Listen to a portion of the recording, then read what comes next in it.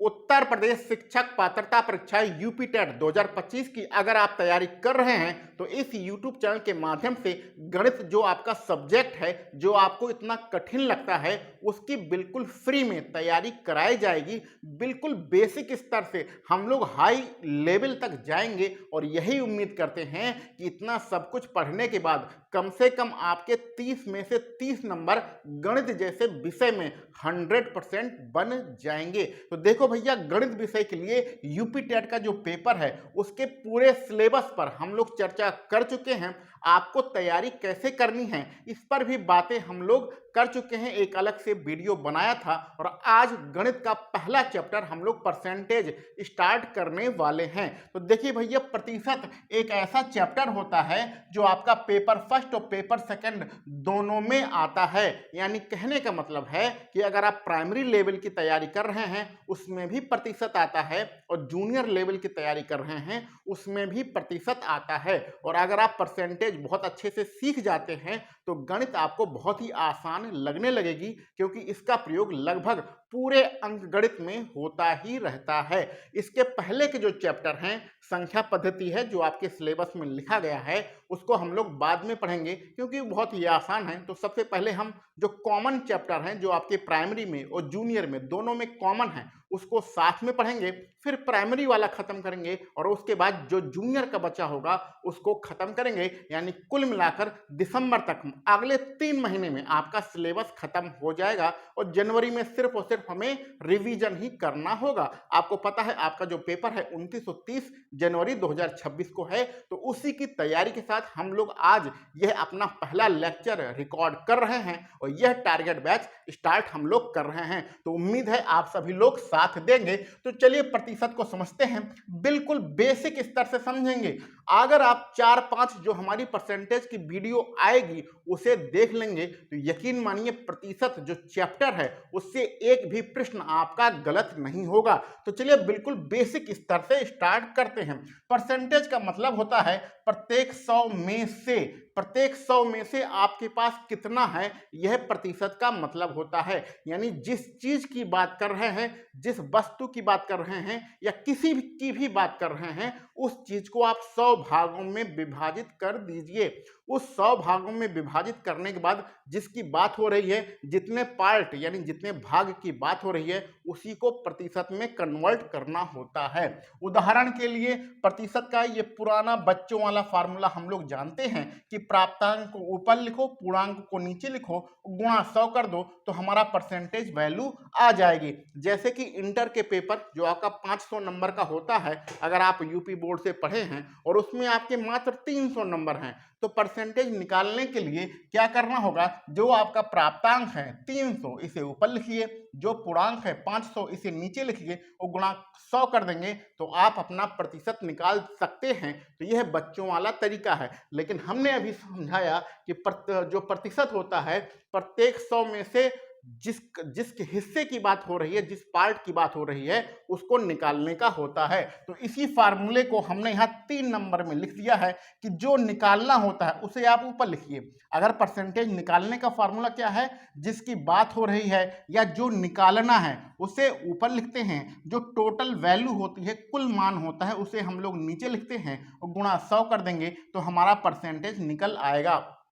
तो आपको यह फार्मूला रटना बिल्कुल भी नहीं है। बस इस बात का हमेशा ध्यान रखना है कि जिस चीज की बात हो रही है, जिस वैल्यू की बात हो रही है, उसको ऊपर लिखना है, टोटल वैल्यू नीचे लिखना है, गुणा 100 करना है, परसेंटेज वाली वैल्यू निकल आएगी। ठीक है, तो ये आपने नया तरीका आज सीखा है। दो तरीके और हैं, इसको भी समझ लीजिए। इससे प्रश्न बनते हैं, यह बहुत ही आसान है, बहुत ही नॉर्मल है। ऐसा सोचकर आगे नहीं बढ़ना है, क्योंकि बहुत सारे लोग इसमें भी गलतियां करते हैं। तो पहला कॉन्सेप्ट ये है कि अगर आपको परसेंटेज निकालना हो तो हमेशा 100 का गुणा करते हैं। देखिए, ये वो फार्मूला था, इसमें प्रतिशत निकालना था, 100 का गुणा किया। ये वाला फार्मूला था, इसमें परसेंटेज हमें निकालना था, 100 का गुणा किया है। तो प्रतिशत, किसी भी संख्या का प्रतिशत निकालना होता है तो 100 का गुणा करते हैं। तो ये तो आपको 100 का गुणा करना आपको लगा होगा कि ये तो बहुत ही आसान है, इतना पेपर में कौन पूछा जाता है। लेकिन भैया यही पेपर में पूछा जाता है। अभी अभी आपका पैट 2025 का पेपर हुआ है, उसमें एक प्रश्न आया हुआ है कि 2/5 को प्रतिशत में बदलो, तो कुछ नहीं करना है। अच्छा, जो बुकलेट आई थी, जो आपके सोशल मीडिया पे बुकलेट बार बार सर्कुलेट हो रही थी, जिसको लोग दिखा रहे थे, उसमें बच्चे ने ये छोटा सा क्वेश्चन भी गलत कर दिया था। तो जो ये छोटा सा क्वेश्चन गलत कर सकता है, यकीन मानिए उसका सिलेक्शन कहीं भी नहीं हो सकता है। तो कहने का मतलब है 2/5 को अगर आपको प्रतिशत में बदलना है तो क्या करना है, हमने बताया कि परसेंटेज निकालने के लिए या प्रतिशत में बदलने के लिए कुछ नहीं करते हैं, सिर्फ 100 का गुणा करते हैं। तो इसमें सिर्फ आपको 100 का गुणा करना था, आंसर आ जाता। 5 से कैंसिल आउट करो, 5 दूनी 10, 20 बार कटेगा, 20 का यहाँ ऊपर 2 है, गुणा हो जाएगा तो आपका 40% आंसर आ जाएगा। पहले वाले कंडीशन में देखिए, जो वैल्यू दी रहेगी उसमें प्रतिशत का निशान नहीं लगा है, तो प्रतिशत निकालने के लिए या प्रतिशत का निशान लगाने के लिए आप हमेशा 100 का गुणा करेंगे, जो मान आएगा उसमें यह प्रतिशत वाला निशान लगाकर लिखेंगे। ठीक है, ये बात क्लियर है। तो ये बात आप हमेशा समझिए कि जब किसी संख्या में प्रतिशत का निशान नहीं लगा होता है और हमें प्रतिशत निकालना होता है तो हमेशा 100 का गुणा करते हैं। जैसे कि इस प्रश्न में ये भी पूछा गया प्रश्न है, ये भी प्रीवियस ईयर में आ चुका है, पूछा गया प्रश्न है। इसको आप प्रतिशत में कन्वर्ट करो तो कुछ नहीं करना है, मात्र 100 का आपको गुणा करना है। देखो, अब 100 का गुणा करना भी कुछ लोगों को नहीं आता है, तो यहाँ पर ध्यान से समझ लीजिए। जिसको आता है अच्छी बात है, नहीं आता है तो ध्यान से यहाँ पर इसको समझ लीजिए। तो देखो भैया, यहाँ पर हमें करना क्या है कि 100 में यहाँ पर 2 जीरो लगे हैं, तो इसको दशमलव का गुणा हमें नहीं करना है, सीधा सीधा काम ये करना है कि दशमलव को हटा के 2 अंक इधर ले जाना है। कुछ लोग इस चीज को नहीं जानते हैं, तो समझते रहिए, जब गुणा करते हैं जितने जीरो होते हैं दशमलव उतना जीरो, उतने जीरो यानी उतने अंक पीछे खिसक जाता है, तो कुल मिला के आगे जीरो का कोई मतलब नहीं होगा और ये बचेगा आपका 2.5। और चूंकि प्रतिशत में बदल रहे हैं तो प्रतिशत का यहाँ पर निशान लगेगा और आपका आंसर हो जाएगा 2.5%। तो कुल मिला के ये आप कॉन्सेप्ट समझ गए, जब जीरो गुणा करेंगे तो दशमलव पीछे चला जाता है अगर किसी संख्या में दशमलव लगा हो तो ये पहला कॉन्सेप्ट आप समझ गए होंगे। इस पे हमने 2 प्रश्न यहाँ पर बता दिए हैं। अब दूसरा कॉन्सेप्ट समझ लीजिए कि अगर परसेंटेज कहीं लगा हो और उसे हटाना हो, प्रतिशत के निशान हटाना हो, यानी कि हम इसको कह सकते हैं कि प्रतिशत से भिन्न में हमें बदलना हो या हमें उसका मान निकालना हो, तो ऐसे कंडीशन में क्या करते हैं, 100 का भाग करते हैं। जैसे कि यह प्रश्न आपको दिया गया है, इसमें आपको प्रतिशत हटाना है, यानी कि इसका भिन्न का क्या मान होगा वह निकालना है। तो कुल मिला के इसमें 100 का भाग कर दीजिए, प्रतिशत को 100 में भाग करेंगे तो कुल मिला के 25 से काटेंगे तो ऊपर 3 बार कटेगा और नीचे 4 बार कटेगा, तो कुल मिला के 3/4 आपका आंसर हो जाएगा। इसी प्रकार जो हमारा अगला प्रश्न है, जो 30% लिखा है, इसे हमें संख्या में बदलना है या भिन्न में बदलना है या इसका मान निकालना है, तो कुछ नहीं करना है, ये 30 ऊपर लिखे रहने दीजिए और नीचे 100 का भाग कर दीजिए, ये कट जाएगा तो जो आपका आंसर आ जाएगा वो 3/10 आपका आंसर आ जाएगा। तो कुल मिला के बात इतना समझना है कि अगर किसी प्रश्न में प्रतिशत के निशान नहीं लगा है और परसेंटेज में चेंज करना है तो 100 का गुणा करना है और जो हमारा आंसर आएगा उसमें परसेंटेज का निशान लगा रहेगा। दूसरी कंडीशन में अगर हमें परसेंटेज का निशान पहले से ही लगा के दिया गया है, इसको संख्या में बदलना है या भिन्न में बदलना है या इसका मान निकालना है, तो हमें 100 का भाग करना पड़ेगा और 100 का भाग कर देंगे तो जितना आएगा वो हमारा आंसर हो जाएगा। अब तीसरे वाले कॉन्सेप्ट की तरफ बढ़ते हैं। इसमें हमने लिखा है कि जिसका मान निकालना है उसको ऊपर लिखिए, टोटल वैल्यू नीचे लिखिए, गुणा 100 करिए तो हमारे परसेंटेज की वैल्यू आ जाएगी। ये चीज और ये चीज दोनों एक ही चीज है, बस इसको कुछ अलग तरीके से लिख दिया है। तो इस पर चलिए 2 प्रश्नों को हम सॉल्व करते हैं। तो इस पर जो हमारा पहला प्रश्न है उसमें यहाँ पर आप प्रश्न देख सकते हैं, ऊपर लिखा ही होगा कि 18 कैरेट सोने के खरे 18 कैरेट सोने में खरे सोने का क्या प्रतिशत होगा। तो हमें क्या पूछ रहा है, 18 कैरेट सोने की वैल्यू पूछ रहा है, कितना प्रतिशत है। तो जो हमें पूछ रहा है वो हमने ऊपर लिख दिया। टोटल जो गोल्ड होता है, जो सोना होता है, कितने कैरेट का होता है, 24 कैरेट का होता है, वो गुणा 100 कर देंगे तो हमारी परसेंटेज में वैल्यू आ जाएगी। यह वाला प्रश्न भी किसी ना किसी पेपर में आ चुका है। तो चलिए इसको सॉल्व करते हैं। तो सॉल्व करने के लिए हम इसे 6 से कैंसिल करेंगे, 6 × 18 और 6 × 24, 4 से इसे कैंसिल करेंगे तो 100 जो है 25 बार कटेगा और 25 का 3 में गुणा होगा तो कितना हो जाएगा भैया आपका 75% आंसर आ जाएगा। तो इस प्रश्न में जो पूछ रहा है, जिसकी बातें हो रही हैं, जो निकालना है वो वैल्यू ऊपर लिखते हैं, टोटल वैल्यू नीचे लिखते हैं। जो गोल्ड होता है वो 24 कैरेट का होता है, इसे नीचे लिखेंगे, मल्टीप्लाई बाई 100 कर देंगे, आपका आंसर आ जाएगा। चलिए एक दूसरा प्रश्न सॉल्व करते हैं। दूसरे प्रश्न में दिया गया है, यह भी प्रश्न किसी ना किसी पेपर में आ चुका है, बहुत ही आसान सा प्रश्न है कि 36 मिनट एक दिन का कितना प्रतिशत होता है। ऊपर प्रश्न आप देख सकते हैं। तो बात किसकी हो रही है? 36 मिनट की। 36 मिनट एक दिन का कितना प्रतिशत होता है। तो 36 की बातें हो रही हैं तो 36 हम लोग ऊपर लिखेंगे। अब एक दिन का कितना प्रतिशत होता है, यानी टोटल वैल्यू हमारा एक दिन है, तो उसको हम नीचे लिखेंगे। तो एक दिन में कितने घंटे होते हैं भैया? 24 घंटे होते हैं। और एक घंटे में कितना मिनट होता है भैया? 60 मिनट होता है। इसी की वैल्यू निकालना है और चूंकि परसेंटेज में वैल्यू निकालना है यानी 100 का गुणा भी करेंगे। इसको सॉल्व कर लीजिए, आपका आंसर आ जाएगा। 0 से 0 यहाँ पर कैंसिल, 6 से ये 36 कैंसिल और 6 से ये होगा 4 बार 6 चौके 24 और 4 नीचे है और 10 ऊपर है। 4 का भाग इस 10 में देंगे तो हमारा जो आंसर आएगा, इसको यहाँ पर नीचे लिख देते हैं, आंसर आएगा 2.5। 4 दूनी 8 और फिर 20 के लिए 0.5, तो 2.5% आपका आंसर आ जाएगा। यानी कि प्रश्न में जो 36 मिनट दिया गया है वह एक दिन के सापेक्ष 2.5% होता है। तो इस प्रकार हमने यहाँ पर 3 कॉन्सेप्ट सीखे हैं और इन तीनों कॉन्सेप्ट से कभी ना कभी किसी ना किसी एग्जाम में प्रश्न पूछता ही रहता है। तो प्रतिशत निकालने के लिए हमेशा 100 को गुणा, परसेंटेज अगर दिया गया है निशान लगा के, चिन्ह लगा के उसे हटाना है तो 100 का भाग करते हैं। और ये वाला कॉन्सेप्ट कभी मत भूलिएगा, क्योंकि हम जब भी मैथमेटिक्स पढ़ेंगे वहाँ पर ये वाला जो कॉन्सेप्ट है इसकी बार बार हमें ज़रूरत पड़ती रहेगी। इसी तीनों कॉन्सेप्ट पर 1-2 प्रश्न और लगाते हैं। चलिए हम लोग अब आगे बढ़ते हैं और अब तक जो कुछ भी प्रतिशत में सीखा है उसके आधार पर कुछ प्रश्नों का अभ्यास कर लेते हैं। तो हमारा जो पहला प्रश्न है उसमें लिखा है ए का ए प्रतिशत 196 है तो ए का मान क्या होगा। देखिए भैया, अगर रेलवे ग्रुप डी, एसएससी जैसी परीक्षाओं या जो आपका उत्तर प्रदेश में यूपीएसआई जैसा पेपर होता है तो उसकी अगर तैयारी करा रहे होते तो इस प्रश्न को मौखिक ही सॉल्व कर देते। लेकिन यूपी टेट की तैयारी आप कर रहे हैं, 2025 के पेपर की तैयारी कर रहे हैं, तो हमें बेसिक कॉन्सेप्ट लेकर पढ़ना है। बहुत ज़्यादा ट्रिक लगाने की जरूरत नहीं है, क्योंकि बेसिक कॉन्सेप्ट से भी आप प्रश्नों को सॉल्व कर सकते हैं। प्रश्न में लिखा है ए और का मतलब होता है गुणा, और फिर ए का ए प्रतिशत कितना दिया है भैया? 196। ये मोबाइल में प्रश्न हमने लिखा है, इसको रखते हैं, प्रश्न को सॉल्व करते हैं। ये बहुत ही आसान प्रश्न है, कोई दिक्कत की बात नहीं है। जो कुछ भी समझाया है वही काम आपको करते चलना है। ये प्रतिशत के निशान हटाएंगे तो नीचे आ जाएगा आपका 0 आ जाएगा, यहाँ पर 196 आपका रहेगा। ए मिलके हो जाएगा ए स्क्वायर, ये 196 आपका यहाँ रहेगा।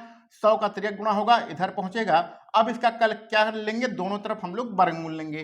तो वर्गमूल लेंगे ए स्क्वायर की जहां पर ए आ जाएगा, 196 का वर्गमूल 14 होता है, सबको याद है। और 100 का कितना होता है भैया? 10 होता है। मल्टीप्लाई कर देंगे तो गुणा करने पे आपका जो आंसर आएगा 140 आ जाएगा। सेम वही कॉन्सेप्ट समझाया है कि अगर आपको प्रतिशत का निशान जहां भी लगा हो वहां पर उस निशान को हटाना हो तो क्या करना होता है? 100 का भाग करना होता है। प्रतिशत का निशान लगाने के लिए 100 का गुणा, हटाने के लिए 100 का भाग। चलिए बढ़ते हैं अगले प्रश्न की तरफ। अगले प्रश्न में हमारा लिखा है कि 26 किस संख्या का 0.4% है। यानी कि कोई संख्या है उसको हम लोग x मान लेते हैं। इसका इस संख्या का मतलब होता है गुणा। अगर हम लोग 0.4% निकालें तो हमारा जो आंसर आता है वह 26 आता है। यह आपका प्रश्न में दिया गया है। तो ये संख्या क्या है वो हमें निकालना है। 26 जो है वो किसी संख्या का 0.4% है। तो अब इस प्रश्न को हम सॉल्व करते हैं। सेम वही कॉन्सेप्ट लगाना है जो हमने अभी तक सीखा है। यहाँ पर x होगा, ये गुणा होगा, ये 0.4 रहेगा। इस प्रतिशत के निशान को हटाने के लिए नीचे हमें 100 का भाग करना पड़ेगा और बराबर रहेगा आपका 26। आप जानते हैं ये चीज अभी थोड़ी देर पहले ही समझाया है। यहाँ पर दशमलव है, दशमलव को हटाने के लिए क्या करेंगे, एक जीरो नीचे बढ़ाएंगे। जब ऊपर दशमलव होता है, दशमलव के बाद जितनी संख्या होती है, यहाँ दशमलव के बाद यहाँ पर एक संख्या है, तो उतना जीरो हम नीचे बढ़ाते हैं। इस चीज को ध्यान में रखिएगा। तो ऊपर अब हमारा 4, सिर्फ 4 बचा है। इसको 2 से कैंसिल करते हैं, ये 2 बार जाएगा, ये 13 बार आपका कैंसिल हो जाएगा। 2 से इस 10 को कैंसिल करते हैं तो ये 5 बार कैंसिल आउट होगा और 2 जीरो आपका भी यहाँ पर बचा हुआ है। तो x बराबर क्या हो जाएगा, ये 500 इधर जाएगा, ये 13 तो आपका पहले से ही है और 500 और रहेगा और इसका गुणा कर देंगे तो आपका आंसर आ जाएगा 13 पचे हो जाएगा 65 और 2 जीरो आपके साथ में है। तो 6500 वह संख्या है जिसका अगर हम 0.4% निकालें तो हमें 26 प्राप्त होता है। सेम वही कॉन्सेप्ट के आधार पर ये प्रश्न हम लोग लगा रहे हैं और ये जो जितने भी प्रश्न हैं ये सभी किसी ना किसी प्रीवियस ईयर के पेपर में पूछे गए हैं। तो इसको हल्के में लेने की कोशिश बिल्कुल मत करिएगा, क्योंकि इसी प्रकार के प्रश्न आपके पेपर में आ सकते हैं और अभी प्रतिशत का हम लोग सिर्फ बेसिक कॉन्सेप्ट ही पढ़ रहे हैं। अगले प्रश्न में हमारा लिखा है कि 1440 के 30% के 12.5% का मान कितना होगा। तो जो प्रश्न में लिखा गया है सेम उसको हम उतार लेते हैं। प्रश्न में लिखा गया है 1440 का मतलब होता है गुणा, आगे 30%। देखिए प्रतिशत के निशान हटाएंगे तो नीचे 100 आ जाएगा, इसको डायरेक्ट हम लिख देते हैं। और ऊपर आगे लिखा है के 12.5, तो यहाँ पर 12.5 रहेगा और प्रतिशत के निशान जब हटेगा तो नीचे 100 आ जाएगा। यहाँ पर एक स्टेप हमने छोड़ दिया है, पहले प्रतिशत के निशान लगा के लिखना था, फिर 100 का भाग करना था, तो एक स्टेप हमने गायब कर दिया है और डायरेक्ट इस प्रश्न को सॉल्व करेंगे। इसको सॉल्व कर लेंगे, अपना आंसर आ जाएगा। बहुत ही आसान प्रश्न है, दिक्कत की बात नहीं है। यहाँ दशमलव के बाद एक संख्या है, दशमलव के बाद 5 यानी एक संख्या है, तो इस दशमलव हटाएंगे तो नीचे आ जाएगा 0। 125 से डायरेक्ट ये 1000 जो है 8 बार कैंसिल होगा। ये ऊपर वाले 2 जीरो, नीचे वाले 2 जीरो से कैंसिल हो जाएंगे। 8 का भाग इसमें देंगे 144 में, तो 8 एकम 8 और 8 अठाई 64। यहाँ 18 ऊपर है और ऊपर 3 है, तो 18 दूनी 36, 18 यहाँ कितना हो जाएगा भैया 54। और जीरो कितना बचा है, कुछ बचा है जीरो उरो, तो कुछ नहीं बचा है, आपका कोई भी जीरो नहीं बचा है। तो कुल मिला के 54 ही आपका यहाँ पर आंसर रहेगा। तो ये बहुत ही आसान प्रश्न है, कुछ नहीं करना है, प्रतिशत के बेसिक कॉन्सेप्ट ही हमें यहाँ पर लगा के आराम से प्रश्नों का आंसर निकाल सकते हैं। आगे बढ़ते हैं अगले प्रश्न पर। अगला प्रश्न जो है वह भी बहुत ही आसान सा प्रश्न है। इसमें 1,80,000 का 33.3% दिया गया है, उसका यानी उसका 0.15% की वैल्यू निकालना है। तो जो दिया गया है पहले उसको हम लोग उतारते हैं। 1,80,000 हमारा लिखा गया है, यहाँ पर आपका 3 जीरो रहेगा और का मतलब होता है गुणा 33 सही 1/3%। और उसका कितना निकालना है, आपका उसका निकालना है यहाँ पर आपका जो है 156 नंबर के प्रश्न में 0.15%, ये आपको वैल्यू निकालना है। ठीक है, गलत नहीं होना चाहिए, प्रश्न बिल्कुल सही होना चाहिए। अब इसको सॉल्व करते हैं, बहुत ही आसान प्रश्न है। अच्छा, यहाँ पर आप देख रहे हैं कि 33 सही 1/3% लिखा गया है।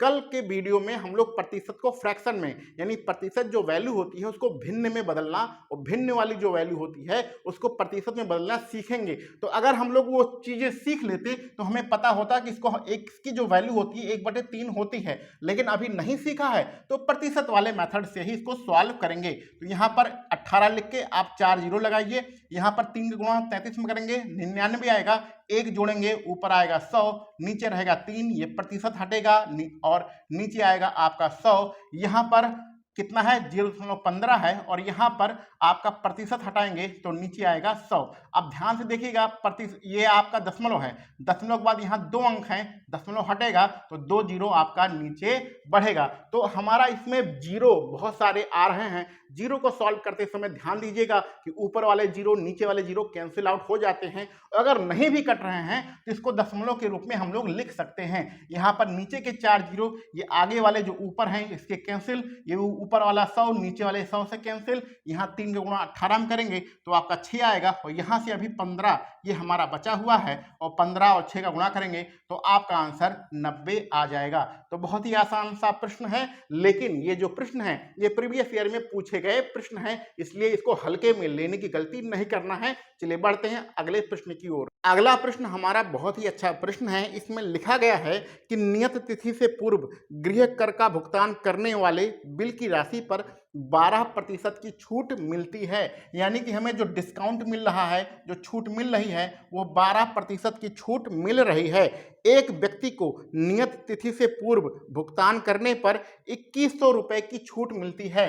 तो प्रतिशत में जो छूट है वह 1200 है, और उसको अगर भुगतान कोई कर देता है तो रुपए में जो छूट मिलती है वो 2100 रुपए की छूट मिलती है। अब आगे बताना है कि भुगतान की गई गृह कर की राशि कितनी है, यानी टोटल हमारा गृह कर कितना है वह हमसे पूछ रहा है। आपको हमने वीडियो की स्टार्टिंग में ही बताया है कि कोई भी चीज भैया 100% होती है, तो जो गृह कर है वो हमारा कितना है, 100 कर है, यानी 100% है। ठीक है, तो गृह कर हमारा 100% है, कोई भी चीज 100% ही होती है। इसमें अगर आप जो डेट है, आखिरी तिथि है जो प्रश्न में दिया गया है, उससे पहले अगर आप पैसे जमा करते हैं तो 12% की छूट प्रतिशत में मिलती है, और रुपए में छूट 2100 रुपए की छूट मिलती है। यानी ये दोनों जो वैल्यू हैं वह बराबर है, यानी 12% की जो वैल्यू है वह 2100 रुपए है। और हमें टोटल निकालना है, टोटल कितना 100% होता है, तो हमें 100% की वैल्यू निकालना है। तो अब 1200 की वैल्यू आपका 2100 रुपया दिया गया है, आपको 100% की वैल्यू निकालना है। तो बहुत सारे तरीके हैं निकालने के लिए। सबसे आसान तरीका है कि इसमें दोनों तरफ 3 का भाग कर दीजिए, तो इधर आ जाएगा आपका 4%, और इधर 3 का भाग करेंगे तो इधर आ जाएगा आपका 700 रुपए। अब हमें इस 4% से 100% पे पहुंचना है, तो सबसे आसान तरीका यही है कि दोनों तरफ आप 25 से गुणा कर दीजिए। तो 25 का 4 में गुणा करेंगे तो 100 आ जाएगा। तो इधर तो हमारा टोटल गृह कर निकल आया, 100% में 100% निकल आया, और 25 का 7 में गुणा करेंगे तो 175 रहता है, और ये 2 जीरो अभी आपके साथ बने ही हैं। तो आपका जो आंसर आ जाएगा वो आपका 17,500 रुपए आ जाएगा टोटल गृह कर। तो इस प्रकार से भी प्रश्न को सॉल्व कर सकते हैं, या फिर इसके 2-3 और भी तरीके होते हैं सॉल्व करने के। तो आगे जब हम लोग प्रतिशत के प्रश्नों को सॉल्व करेंगे तो वहां पर बहुत सारे तरीके आपको मिलेंगे सॉल्व करने के। आज हम लोगों ने प्रतिशत का बेसिक कॉन्सेप्ट ही पढ़ा है, और कल फ्रैक्शन को परसेंटेज में और परसेंटेज को फ्रैक्शन में चेंज करना पढ़ेंगे। तो आप कल की वीडियो भी जरूर देखिएगा। जो हमारे 4-5 वीडियो लेक्चर आने वाले हैं परसेंटेज के, अगर आप सभी देख लेंगे तो पूरा परसेंटेज आपको अच्छे से क्लियर हो जाएगा, एक भी प्रश्न गलत नहीं होगा। तो चलिए मिलते हैं कल के वीडियो में। आप सभी लोगों को वीडियो देखने के लिए बहुत बहुत धन्यवाद।